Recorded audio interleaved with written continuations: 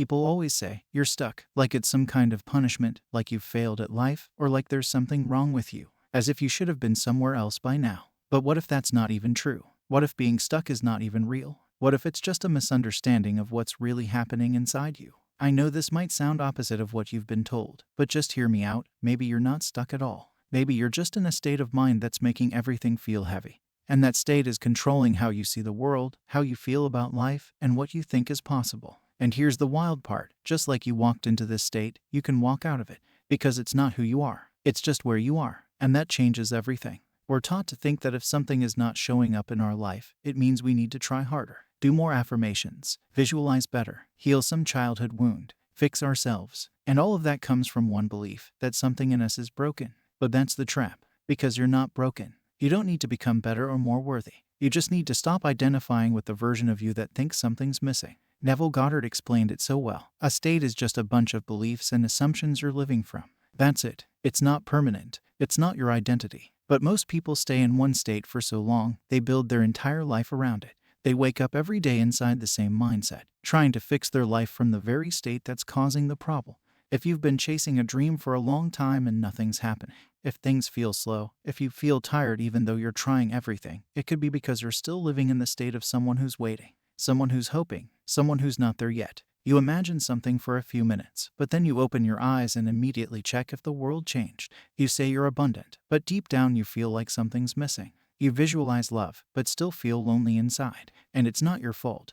That's how we've all been taught to manifest. We've been told that it's about techniques, but the truth is, it's about states. It's about who you are being. You don't manifest what you want. You manifest what you are. And who you are is just the state you're living in, all day long. So no, you're not stuck. You're just in a state that doesn't match your desire. And you can change that. You can move out of it. But you have to stop calling it home. When you hear the word state, you probably think it means emotion, like being sad or happy. But Neville's idea of a state is much deeper. It's everything. It's your beliefs, your expectations, how you see the world, how you speak, how you carry yourself, what you assume people think of you. A state is like a mental outfit. You wear it, and that's what people respond to. That's what life reflects back to you. It's not just in your feelings, it's in how you live. And just like wearing different clothes can make you feel confident or small, wearing different mental states completely changes how life feels and what it gives you back. Think about the difference between being in a confident state and being in a doubtful state. Nothing outside changes, but one feels like anything is possible, and the other feels like everything is hard. That's the power of states. You don't need to change the world to feel different. You change how you're being, and the world starts to respond. That's how powerful it is. Your state colors your world. If you're stuck in a cycle, if you keep seeing the same results, it's not because the universe is against you, it's because you haven't shifted the assumptions you're carrying. You're still expecting the same things, still believing the same story, still assuming the same outcome. And that's what keeps you living in the same state, even when you're doing everything right. That's why people say affirmations for months and nothing happens. Because while they're saying something new, they're still wearing the old story, still expecting the same struggle, still moving through life like nothing changed. You can't fake your way into a new life. You have to shift into a new state and make it your new home.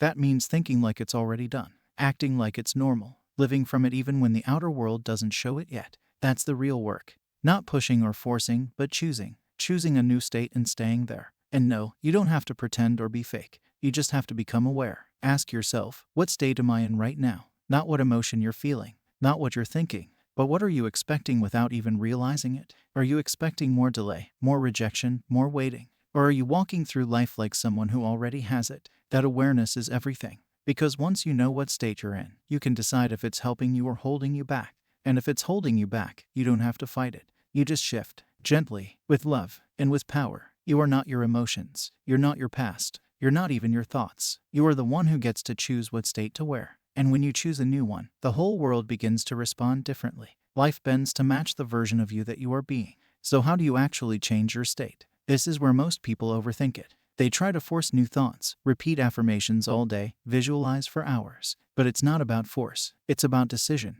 The shift starts with awareness and ends with embodiment. People stay stuck not because they can't shift, but because they keep waiting for the outside to confirm it.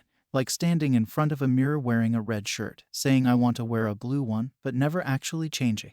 Just staring at the mirror, waiting. That's what it's like when you affirm love, but still act unloved. When you visualize abundance, but walk like someone who's lacking. The mirror doesn't change first. You do, and then the mirror reflects it. So the first step is asking, what state am I in right now? Not what you wish, but what you expect. Are you expecting magic, or more of the same? Then choose the state that matches the life you want. Ask yourself, how would I feel if it was already mine? What would I expect? How would I walk into a room? That's not pretending. That's living from the answer. That's claiming your new identity, not in the future, but now. Sometimes the shift is quiet. You sit alone, breathe deep, feel what it would be like to already be there. You stop chasing. You stop hoping. You start knowing. And from that place, you move through the world with a quiet confidence, not waiting for the world to confirm it, because you've already decided. And yes, it's easy to imagine when you're calm, when everything feels good. But what about when life pushes back? When someone says something that triggers the old state? That's when most people fall back. Not because the new state doesn't work, but because they haven't fully committed to it yet.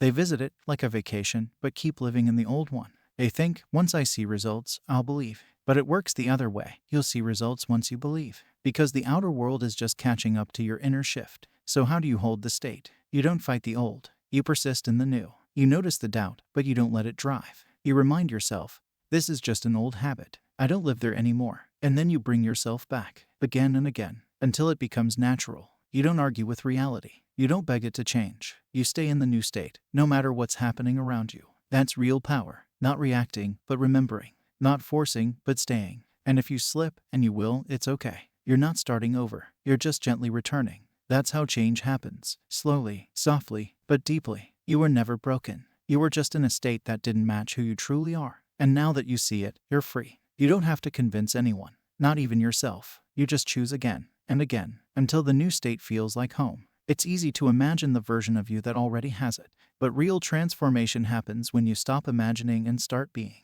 Not hoping, not checking, but knowing. Someone who truly believes they are loved doesn't go around begging for proof. They show up differently, speak differently, expect differently. That's embodiment. That's the shift. It's quiet, but it's real. People often say, I let go, and that's when it happened. What they really mean is, they finally stepped into the new state without fear. They stopped controlling, stopped checking, stopped doubting. They just became the version of themselves who already had it. And life responded. Because when you live from the state, the world moves for you. People treat you differently. Opportunities find you. Not because of luck, but because of alignment. Not because you tried harder, but because you finally became the person who belongs in that life. And no, you don't have to fake it. Just be honest with yourself. What do you truly want? Then be the version of you who already has it. Talk like it. Walk like it. Think like it. Let that be your new normal. Not because the world changed, but because you did. So ask yourself, what state are you choosing today? Who are you being? Don't just imagine the new you. Live from them. Every moment. Every choice. Until it's no longer a state you visit. It's the place you live from. You're not waiting anymore. You're being. That's what the universe responds to. Not your hope, but your identity. You don't need proof before you believe. You don't need to be perfect. You just need to stop dressing up in old states that don't fit anymore. And the good news is, you can do that right now. Not next week. Not someday. Now, you can say, I don't live there anymore, and step into something new. Not with pressure, but with peace. Because as Neville said, don't be the person who visits heaven in imagination only to return to the prison of doubt. Be the one who stays, who chooses, who lives from the end. Because your dream life, it's not far away. It's just a state away. If this helped shift something inside you, share in the comments. What state are you choosing today, and who are you being from this moment forward? Let's make this real.